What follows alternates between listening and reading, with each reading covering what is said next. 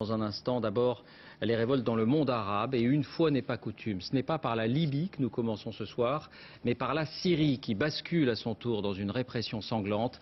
Les forces de sécurité de Bachar el-Assad auraient tiré sur la foule des manifestants. Il y aurait au moins 15 morts ces dernières 24 heures. Philippe Rochaud.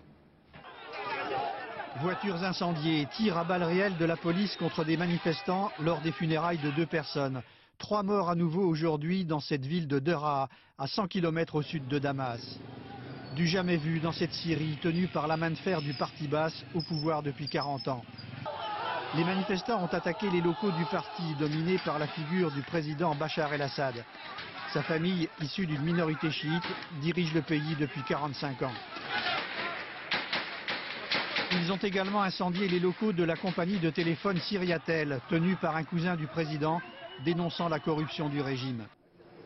Le limogeage du gouverneur ne changera pas grand-chose à la détermination des manifestants qui réclament l'élargissement des prisonniers politiques et plus de liberté. Le régime syrien déclare à qui veut l'entendre qu'il s'agit d'un gang à la solde de l'étranger qui avait caché des armes à la mosquée au Mari et qui a fait feu sur la police. Le pouvoir annonce que des réformes sont en cours. Elles seront insuffisantes pour calmer un vent de contestation sans précédent qui se met à souffler sur la Syrie.